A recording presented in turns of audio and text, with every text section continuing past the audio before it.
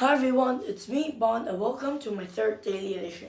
In this daily edition, I'll present the 3 worksheets that were sent in by Mrs. Pratt's SRD3 for this week. So, let's start with interest rates. 1.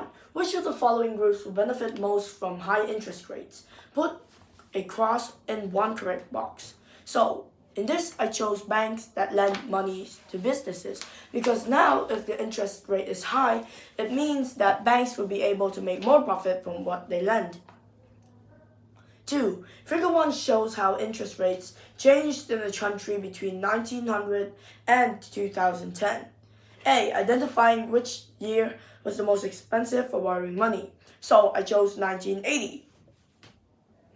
So for B, which was the reason, I said that it didn't really give a time period like in 1981, 1982, so the highest, according to the chart, was 1980.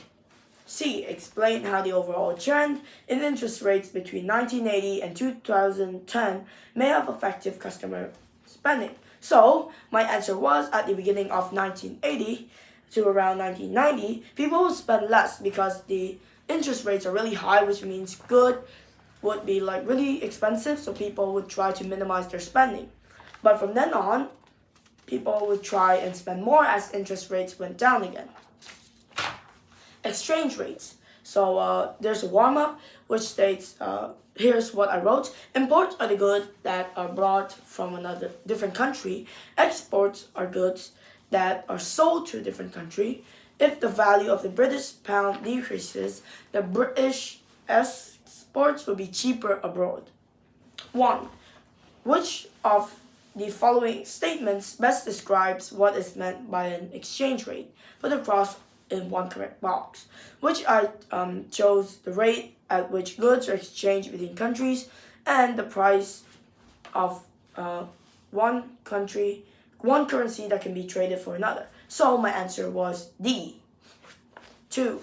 A Chinese company that makes hats buys some of its raw material from India. The company sells its products worldwide. Most of its income comes from USA. So A, my answer is, this means that the Indian currency will convert into less Chinese currency, yuan, than before. This means it will be cheaper. However, on B, I answered, this means that the money profit in CNY or Chinese yuan is decreased. For the last page, which was about inflation and consumer income, for question 1, which was explaining one reason why UK businesses which sell products globally may benefit when the inflation rate in the UK is low, I answered, this is because the price needed to buy the products is far lower than the price of selling, which means that more profit is made. Now, for the second question, to A, I said 2017. B, I talked about it started increasing at around 6.2%.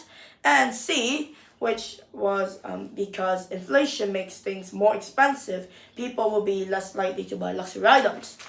So that was my recap of my D3. Thanks for listening. Have a nice day. Bye.